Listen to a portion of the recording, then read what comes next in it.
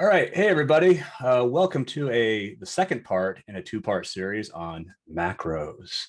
I am joined once again by Derick of Beacon Digital, who is going to help us. Let's take this a little bit further, one step farther.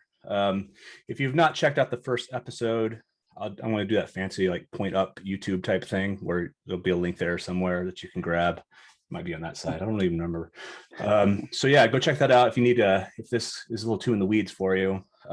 We're going to put some meat on those bones today. Basically, the TLDR on macros is it's going to help you keep things simple and that dry approach. So if you have a component that you're using more than once, it's probably high time to start thinking about making a macro and employing it that way. Would you agree with that, Derick?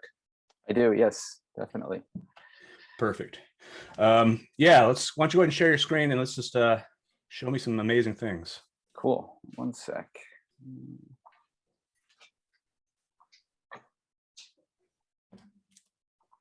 All right. Can you see it? Love it. Awesome. Yeah, so the first part, we covered the basics. We went over how to create a macro, how to import it into a different file, and then how to add parameters to it. So one thing that's going to be missing from this one is adding parameters, just because it's in this instance, it's not how we're using it. But I did want to cover this because this really works well into theming, which is obviously very important in HubSpot development right now. Mm-hmm. So I'll just jump right into it. Yeah.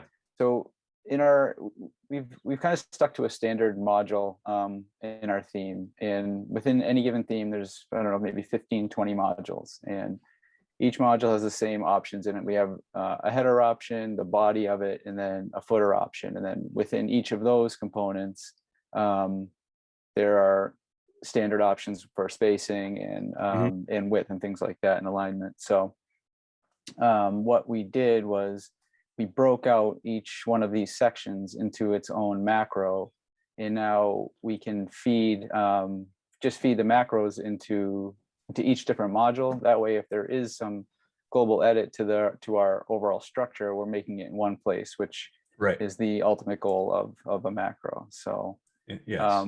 Yeah, so what I'm showing you here is what our modules looked like before we broke it out. So here's our overall section. This is and within the section, you have our options for spacing and color and things like that. And then the header, the body of the module here, and the optional footer. So yeah, any questions, or should I check? No, this is basically, it's a lot of content here. We've got a lot going on.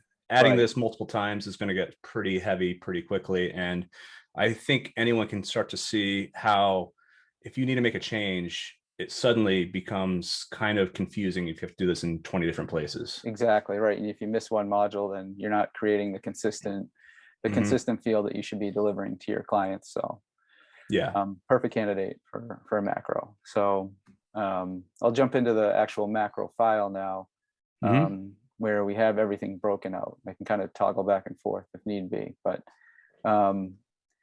so these are all the components of the section. So this is us building out a background video if we want to import a background video into a module. This is our section classes. So the top level element, our top level element within the module. This creates all the classes for it, and it all feeds. All of what you see here is feeding from the module fields. So those still need to be created, but this takes a piece out of it. Right. And as we step through here, just more options for different, or more settings for different options within the module. Classes, blending background colors, background images. And then we have our section header component here. And then our body classes. So we don't build the body as a macro because that's the one piece within a module that is typically unique to that module. So, but we do have this piece of it built out with a macro so that we can just add our classes and globally.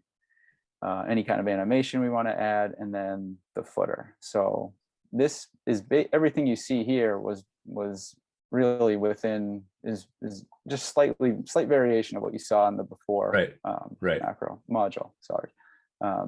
So now if I jump into our after, close these out.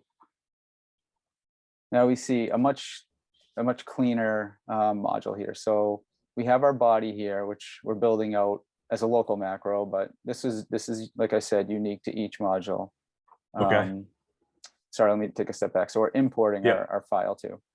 And then and now here's, now the module, we've got it down to 7 lines of code right here, because it's all pulling in. So yeah, this has really helped us out a lot.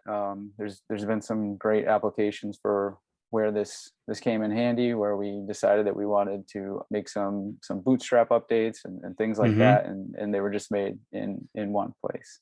Yeah, So, I think this is this illustrates how much easier it is to, I guess, even navigate through the code. I mean, you have a very simple, 7 lines of code right there. You can easily see where you're pulling that in from. And if you go to the macros, you'll find that specific, a little snippet of code right there that you edit in one place, and you are basically good to go wherever this module is being used, or that macro. Right. Yeah. Yeah, I think this is a great example. Thank you for walking us through this. Are there any other things you want to do? Or, because I think really this sums up what a macro does. I feel like this is kind of the icing on the cake. Thank you seriously for walking through this. Yeah, no problem. I think it's a great example, because it's not overly difficult to create, but it saves a ton of time when you're building out a theme. So, and I want to just anyone out there watching this who has their own examples, I would love for you guys to share, your thoughts, or maybe some problems you're having, and we're all going to be there as a community to help solve those issues and just learn from one another. Derick, thanks again for sitting down with me and doing this. This has been great. I think we'll probably be doing some more stuff in the future, because it's good stuff. Awesome. Yeah, I appreciate it. Thanks a lot. All right, have a good day. Yeah, you too. Bye.